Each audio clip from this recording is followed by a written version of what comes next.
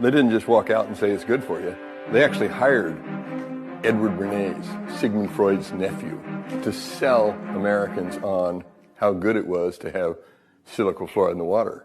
Edward Bernays was the one that created how to control the population through media and through advertising. Edward Bernays, also known as the father of spin, pioneered the idea of crowd psychology. In 1928, he wrote a book called Propaganda, in which he wrote, "If we understand the mechanism and motives of the group mind, is it not possible to control and regiment the masses according to our will without their knowing it?" He called it the engineering of consent.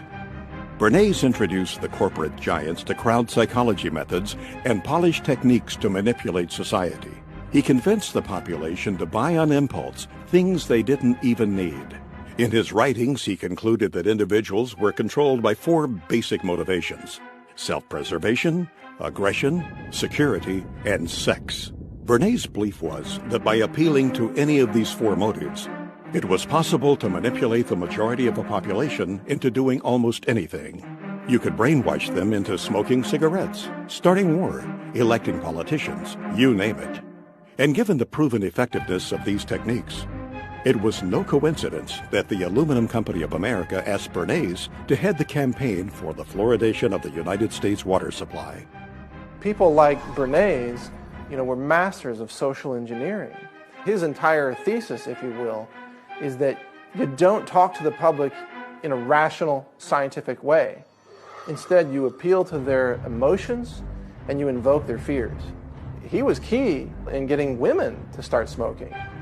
He positioned cigarettes as being sexy and individualistic and, power to the woman. That was the framing of why women should start smoking.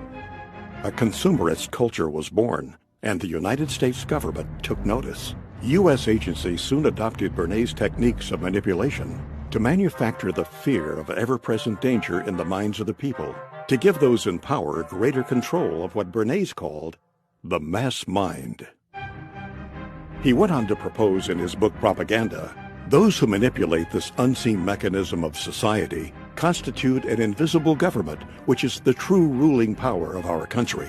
We are governed, our minds are molded, our tastes formed, our ideas suggested, largely by men we have never heard of. This statement holds just as true today as it did in the 1920s when Bernays first wrote it. Throughout medical science, including dentistry, poison-producing corporations have always been able to infiltrate major institutions and dominate their narrative. When Christopher Bryson was writing this book, The Fluoride Deception, he reached out to Edward Bernays. Bernays said it was child's play to convince the American public that fluoride was good for them. While the official narrative rang, the case for fluoride had been proven. Some people weren't so quick to jump on the fluoridation bandwagon. Because fluoride had been used for years as a rat poison, to kill coyotes, to kill cockroaches.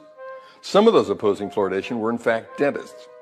And because of their advocacy for safe water, they were censored by the American Dental Association. If they worked for the Public Health Service, they got fired. If they were team players and kept their mouths shut, they got to keep their job. So out of fear, many people who knew better remained silent. The true story behind water fluoridation can be hard to swallow. The facelift performed on fluoride dating back more than 60 years ago has misled generations.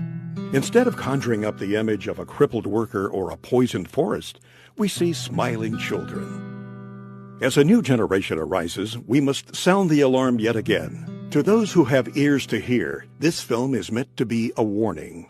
This film will prove beyond a shadow of a doubt that fluoride is a deadly poison being added to our water supply. It will further prove that the chemical commonly known as fluoride is the only chemical added to public drinking water to treat you, the individual, rather than the water. The information presented in this film can change your life. It can help protect your health and the health of your loved ones. It will lay out the real facts behind water fluoridation. It will expose the hidden hand behind the curtain, pulling the levers of industry, corporate profit, and public perception. Fluoridation is neither safe nor effective, but rather a fraud. And honestly, one of the biggest hoaxes ever perpetrated in human history. To say things like tobacco is harmless, fluoride is harmless. Agent Orange is harmless, they say. DDT was harmless. Asbestos, right? Yeah, GMOs now, they say, are harmless. There's a long history of science selling out to corporate interests while the people are systematically poisoned.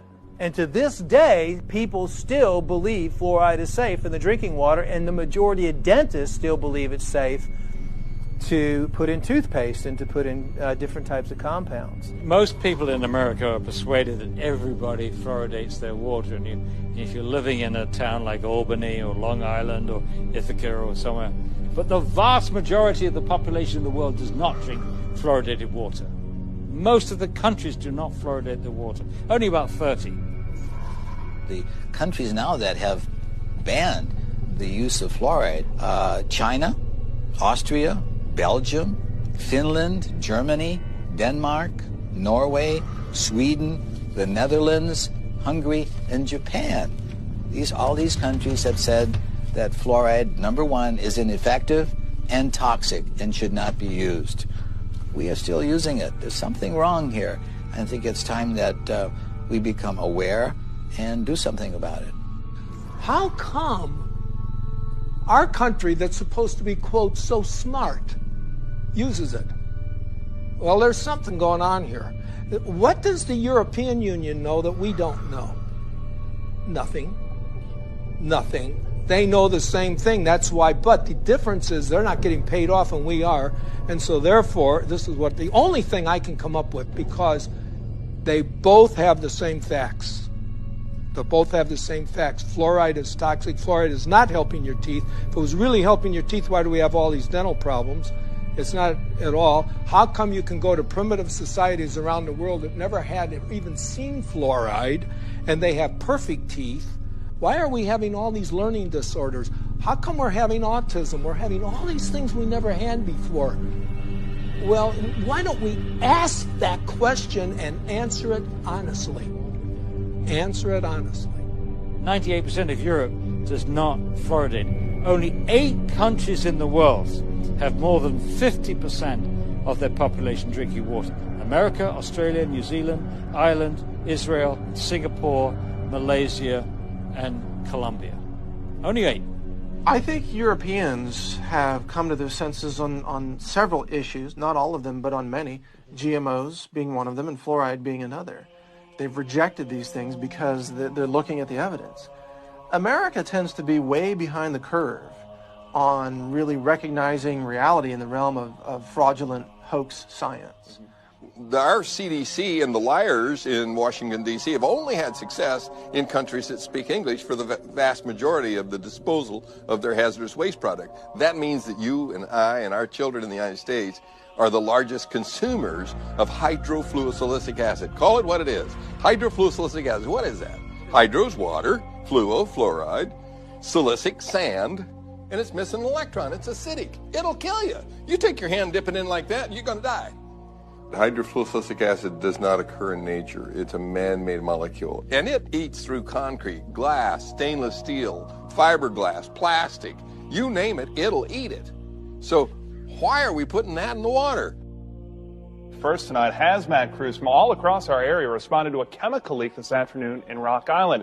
The chemical was so strong that it was burning through the concrete there. News 8's Christy Mergenthal has the latest. It was just before 1 o'clock Thursday afternoon when hazmat crews were called to the Rock Island water treatment plant for a chemical spill coming from this tanker truck. The chemical hydrofluorosilicic acid is used to add fluoride to the plant's water. After several hours, crews were able to clean up the leak, allowing operations to return to normal. They had to cordon off the area, obviously, but as far as the treatment of the water and the amount of water being used by the public, there's no effect on that at all. Now, that acid that did spill out is a chemical that they actually use every single day here at the water treatment plant. It adds fluoride to the water. Reporting live in Rock Island, Christy Mergenthal, WQAD Quad Cities, News 8. That's how they transport it. It's extremely aggressive. It'll eat through almost anything, including concrete. What is labeled fluoride is not naturally occurring fluoride like you might find in the ground. It's actually a collection. It can be over 100 different chemicals, including some radioactive chemicals, including many cancer-causing chemicals, including heavy metals, neurologically damaging elements that are called fluoride. And then this is dumped into the water supply, and the cities have the doctors and dentists convinced that this is somehow good for your teeth. Fluoride is really a clever way for industry, the mining industry, chemical processing industries, aluminum smelting and processing industries, to eliminate their toxic industrial waste without having to pay for it to be handled as industrial waste. They just slap a new label on it, fluoride. They sell it to cities, and the cities dump it into the water supply. Basically, is a hazardous waste byproduct of the manufacture of phosphate fertilizer. It's a mining byproduct. They dig up this rock. This rock is no good as is. So you mix it with sulfuric acid, and this produces soluble phosphate, and that's what becomes the fertilizer. It's a byproduct that they can't do anything with. It's a poison. So they sell it and make fluoride out of it. It was a fraud.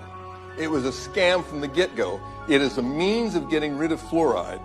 You allow industry to use your water supply to dispose of their hazardous waste. It's a disposal mechanism. It's a major industrial waste pollutant. They were trying to dump it into the rivers that were going out into the ocean in Florida, and boy, they stopped that. They said, you're polluting, you're killing the fish, and which they were.